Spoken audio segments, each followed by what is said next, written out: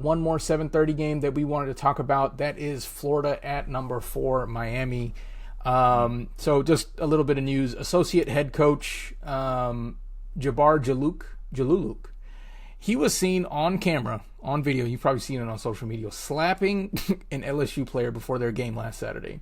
I saw the video like last week when it happened, but I didn't realize he actually slapped a player. So he's been suspended for 3 games.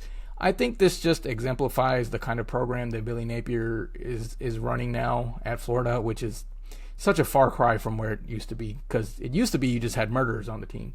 So, there's no discipline, no team mentality, no like thinking about the team's future. It's just, I don't know, people just out there playing football. So I don't think you would see this in a Ryan Day run program. I don't think you would see this in a Steve Sarkisian run program. I don't know. This is just how Billy Napier decides to do things. But in any case, back to the game. The Hurricanes in Miami, they're a juggernaut on offense. So happy for Carson Beck. No bad words against him. They're averaging over 45 points per game. He is, Carson Beck. He is a Heisman candidate. I think last I saw, he's second on the odds leaderboard, and he's got playmakers all over the field that help him out from freshmen to veterans.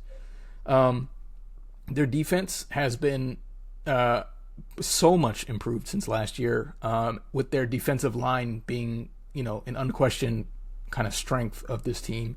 Ruben Bain, defensive end, he's rated as one of the top, defensive linemen in the nation, probably going first or second round next year. So they're going up against a weak Florida offensive line.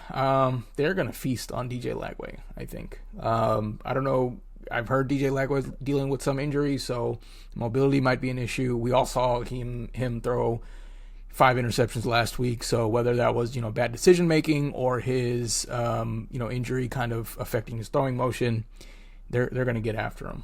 On Florida's side, if there is one bright spot on this team, I think it's going to probably be the secondary. There are multiple future NFL, corners and safeties on this side of the ball. Look for Jordan Castell to kind of be a leader in the backfield and kind of set the tone early. If Carson, we know Carson Beck can make mistakes. If it happens, Jordan Castell and his squad, they'll be able to be there and catch those balls or cause any disruption that they can. After last week's performance on offense, I think Florida might rely a little bit more on rushing the ball this week. They only have one running back, though, that has ran for more than 100 yards this whole season. So they're going to have to get more juice out of DJ Lagway and his wide receivers if they even want to keep this one close. But it's hard to bag on Florida week after week, but I think we might have our first back-to-back Saturday champs with Florida. I'm picking Miami. You got any? Okay. What do you think, Aaron?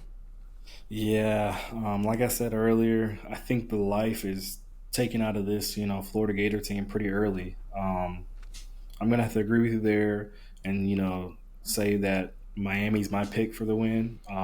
That's also a good segue into our underdog of the week, actually.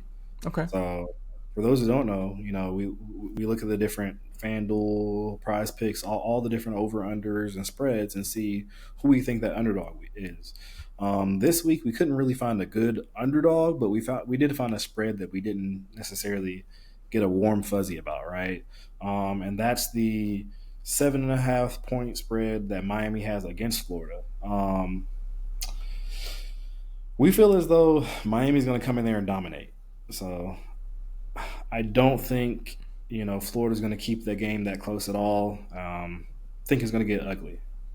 Yeah. So I think that's a good one to buy for sure. Miami 7.5. Not technically an underdog, but if you like money, then that's probably a good one to go after.